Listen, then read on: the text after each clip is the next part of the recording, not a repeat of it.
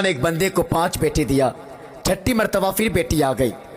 जब 7वीं मरतबा उसकी बीवी उम्मीद से हुई ना, उसने अपनी बीवी का गिरेबान पकड़ लिया और कहता, सुन, अगर अब बेटी आ गई ना, मैं तुझे घर से निकाल दूंगा और तेरी बेटी का गला काट दूंगा, तेरी बेटी को कत्ल कर दूंगा।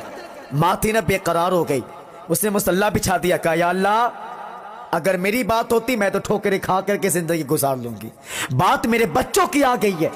मेरे शौहर ने कहा है अगर 7वीं बेटी आ गई मुझे घर से निकाल देगा, उसको कत्ल कर देगा। मालिक, मैं तो मां होती हूं, मेरे सामने बच्चे का गला काटा जाएगा, ये मुझे कैसे गवारा हो सकता है। मालिक, मैं तो तुझसे कोई नाशुक्री नहीं करती हूँ। मालिक, सब तो मेरे बच्चे होते हैं, मैं सबसे बड़ा प्यार करती हूँ। तूने 1 बेटी दिया है, मैं झोली फैला के लेती रही। तूने 2 बेटी दिया है, मैं झोली फैला के लेती रही। तूने 3 दिया है, 4 दिया है, 5 दिया है। मालिक, तूने 6 बेटी दिया है, मैं तो झोली फैला के लेती रही। लेकिन तुझसे 1 बेटे का सवाल, मालिक 7वां बेटा दे दे या फिर मेरे शौहर का दिमाग ठीक कर। कभी खाली जेब को अपनी कमजोरी मत समझना, क्योंकि यही खाली जेब इंसान को वो सबक सिखाती है जो बड़ी बड़ी किताबें भी नहीं सिखा पाते। भूख ने मेहनत का मतलब समझाया, तकलीफ ने अपनों और गैरों की पहचान करवाई और वक्त ने खामोश रहकर जीना सिखाया। जिन लोगों ने अंधेरों में सफर किया होता है वही दूसरों के लिए रोशनी बनना सीखते हैं।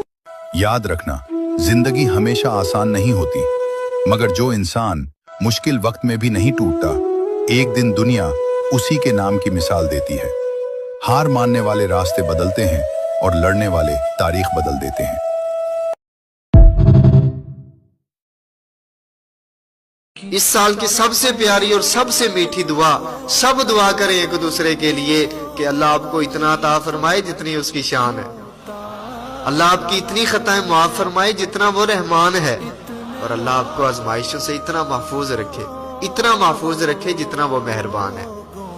और फिर दुआ करें एक दूसरे के लिए कि अल्लाह ताला सब परेशान हालों की परेशानियों को दूर फरमाए, सबकी जिंदगियों में खुशहालियां अता फरमाए, बहारें अता फरमाए। फिर दुआ करें एक दूसरे के लिए, फिर दुआ करें कि अल्लाह ताला बे औलादों को नेक औलाद अता फरमाए। यार, इंसान एक दूसरे को क्या दे सकता है सिवाय दुआ के? यही दुआ तो है जो इंसान एक दूसरे के लिए कर सकता है।